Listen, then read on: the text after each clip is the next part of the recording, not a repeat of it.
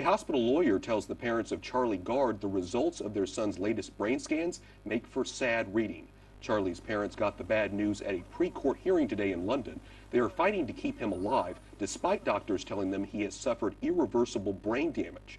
An American doctor from New York is in London to promote an experimental treatment that may offer some hope. The family has also received the support of Pope Francis and President Donald Trump. Joining us now is Melissa Moschella, Assistant Professor of Medical Ethics in the Department of Medicine at Columbia University. Melissa, you wrote an op-ed for USA Today. The headline is, "Charlie Gard Case Threatens All Parents." How so? Well, the Charlie Gard case threatens all parents because it sets a precedent that the state is the primary decision maker when it comes to anything of any controversy in terms of what's in the best interests of the child. Clearly, in normal situations, the automatic proxy decision maker for the child or for anybody who's incompetent would be the next of kin, in this case the parents. But here the state has stepped in, taken guardianship of Charlie, despite the fact that he has perfectly loving, competent parents to make decisions on his behalf. You write a little bit more detail about that in the article, saying, quote, "Reasonable people can disagree about what is best for Charlie, but principle and law are clear on who has the primary authority to determine his fate."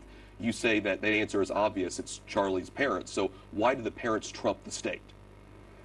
Well, you can think about this philosophically or legally. Philosophically, you have to recognize that the family, in the central case, parents and their children, they are a pre-political unit, a unit that exists prior to the state. It's not that the state invented the family or invented the obligations that parents have for their children and the authority that parents have to make decisions on behalf of their children. That would exist even if we didn't have a political community. So the state needs to respect that as an authority that's prior to itself.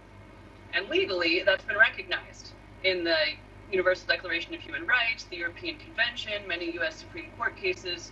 It's very clear across the board that parents are the primary decision makers on behalf of their children. The Telegraph, a British newspaper, reports the government lawyer representing Charlie Gard in court is the chairman of Compassion in Dying, a group that advocates for assisted suicide. As a medical ethicist, do you see this as a conflict of interest? Yes, there's clearly a conflict of interest here that the lawyer, Mrs. Victoria Butler Cole, is an avid advocate for physician-assisted suicide and euthanasia, so she clearly stands on one radical end of the spectrum in terms of her views about what makes a life worth living. And her views clearly are that certain lives simply are better off not being lived. That certain people, if they're going to be suffering or severely disabled with no hope of a cure, would be better off dead. So she's clearly on one side of the issue here. So when she's advocating for Charlie's best interests, basically, it's no surprise that she's going to advocate to have him taken off of life support.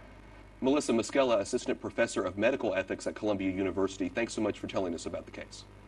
Thank you.